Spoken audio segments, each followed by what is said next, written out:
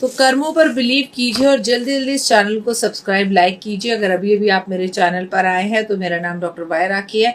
तो अपने WhatsApp groups में जितने भी हैं उसमें इस वीडियो का लिंक को शेयर जरूर करें आप। आज हम बात करेंगे, गुप्त नवरात्रि शुरू हो रहे हैं। आषाढ़ का महीना शुक्ल पक्ष है। आषाढ़ महीने के शुक्ल पक्ष की प्रतिपदा तिथि से गुप्त नवरात्रे आरंभ होते हैं। गुप्त नवरात्रों पर अधिक तांत्रिक विद्याओं के लिए सिद्ध की जाती हैं विद्याएं, महाविद्याओं को सिद्ध किया जाता है। इस नवरात्रों में कुछ विशेष कार्य भी किए जाते हैं और ऐसा नहीं है कि हम गुप्त नवरात्रों पर केवल तांत्रिक विद्याएं करते हैं, लेकिन ये बात सही है, साधु संत, एस्ट्रोलॉजर्स और रेकी मास्टर्स जिनको अपनी जिंदगी में कुछ गुप्त रूप से शक्तियां चाहिए, वो गुप्त नवरात्रों पर पूजा करते हैं। और वो आपको कोई भी नहीं बताएगा कि वो क्या पूजा करता है, लेकिन एक आम इंसान, एक आम शख्स भी अपने इन गुप्त नवरात्रों पर माँ देवी, माँ भवानी को हम मना सकते हैं। अगर आप ये सोचते हैं कि नवरात्रे जो आम तरीके से आते हैं वही खास होते हैं, तो मैं बता दूं उनसे बहुत बहुत बहुत ज़्यादा पावरफुल ये वाले नवरात्रे होते हैं।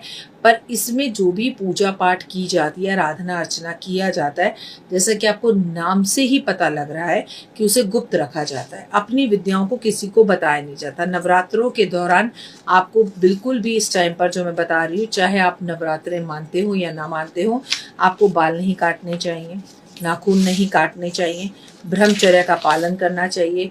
गुप्त नवरात्रों के दौरान बच्चों का मुंडन संस्कार नहीं करना चाहिए, वो वर्जित है। इन 9 दिनों में मांस मदिरा का सेवन नहीं करना चाहिए। गुप्त नवरात्रों में जहाँ तक हो सके वहाँ तक जल्दी सुबह उठे, और अगर आप सिर्फ इस 9 दिन जल्दी उठकर पूजा कर लें तो भी बहुत है, बहुत ज़्यादा कुछ ना कर पाएँ। और विशेष रूप से इस 9 दिन में जल्दी उठने का कोशिश करें।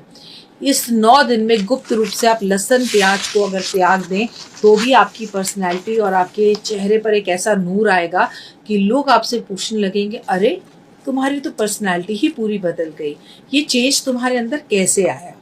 गुप्त नवरात्रों में रात्रि में पति पत्नी को ब्रह्मचर्य का पालन करना है, रात हो या दिन हो।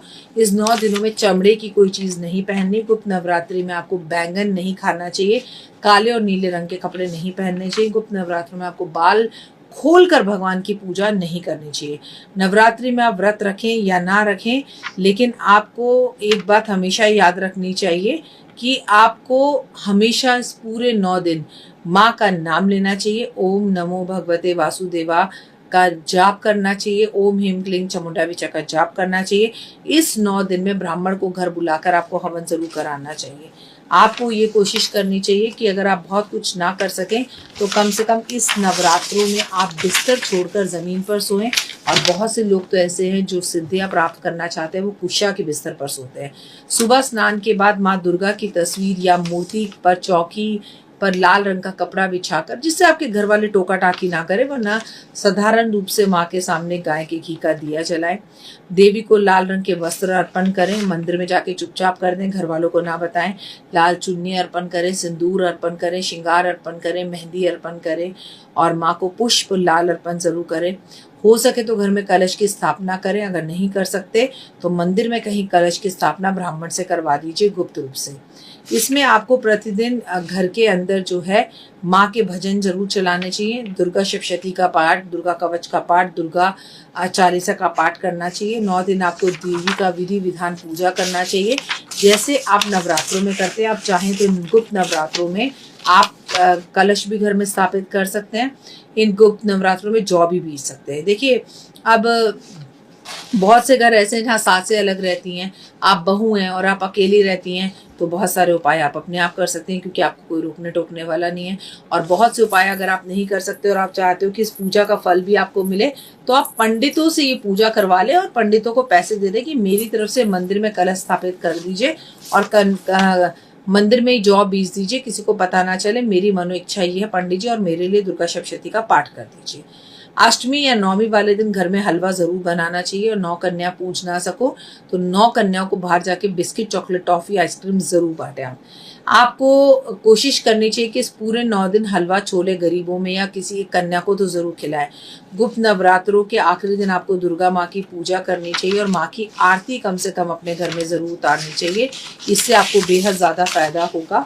और गुप्त नवरात्रों के अंदर गुप्त रूप से अगर आप कोई साधना करें, जैसे और कुछ नहीं कर सकते तो आप मेडिटेशन करें, आप मंत्र जाप करें, आप सूर्य नमस्कार सूर्य प्रणाम ज़रूर करें, आप दुर्गा माँ की पुस्तकें जो है मंदिर में बांटें, घर के आसपास के किसी मंदिर में पंडित जी को बोल कर आएँ कि मैं माँ के वस्त्र बदलवाना चाहती हूँ। मंदिरों में माँ होती है कि मैं आपके लिए वस्त्र लेकर आई हूँ और माँ के वस्त्र बदल दीजिए, मेरी तरफ से इतना कर दीजिए। ये गुप्त नवरात्रों में आप गुप्त दान करें, कोड़ियों के आश्रम जाएं और कोड़ियों को कुछ चीज़ें जो है आप खाने के लिए भंडारे के रूप में ज़रूर बांटें, गुप्त रूप से बांटें।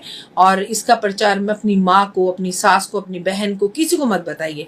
अगर चीज़ें बता कर करनी है तो वो चीज़ें गड़बड़ हो जाएंगी और उससे फायदा तो कुछ नहीं होगा, नुकसान होगा। क्योंकि गुप्त नवरात्रों में गुप्त दान का फायदा है, गुप्त रात्रि जागने का फायदा है, गुप्त पूजा पाठ का फायदा है, गुप्त रूप से किसी की मदद करने का फायदा है।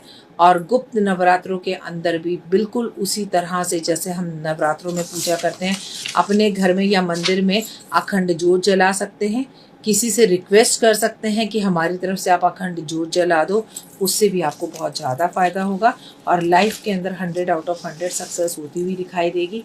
लाइफ के अंदर आपको अगर नॉर्मल नवरात्रों में मौका नहीं मिलता कुछ करने का, तो गुप्त नवरात्रों के अंदर मात्र आप दुर्गा मंदिर रोज जाकर शाम के टाइम पर 5 दीपक जला दें तो बहुत उत्तम रहेगा।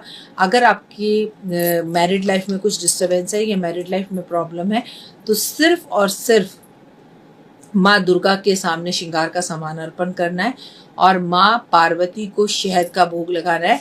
जब माता रानी की मूर्ति से वो शहद नीचे गिरे तो उसे एक चम्मच या शीशी में, कटोरी में भर के घर ले आना है और वो शहद पतिदेव को खिलाना है। इससे भी आपको बहुत अच्छे और mind blowing out of result मिलेंगे।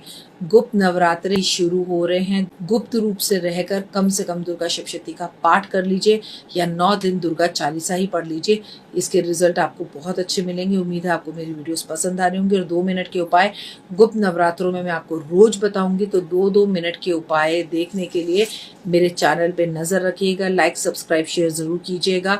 मुझे Instagram, Facebook, YouTube, believe in Karma, 5 minute story, जोश, मौज, शेयर चैट, सब जगह पर आप फॉलो जरूर करें। क्योंकि अगर आप मुझे अलग अलग पैनल पे फॉलो करेंगे तो मेरी अलग अलग वीडियोस और अलग अलग चीज़ें आपको देखने के लिए मिलेंगी, जिसका जानना आपके लिए बेहद ज़्यादा ज़रूरी है।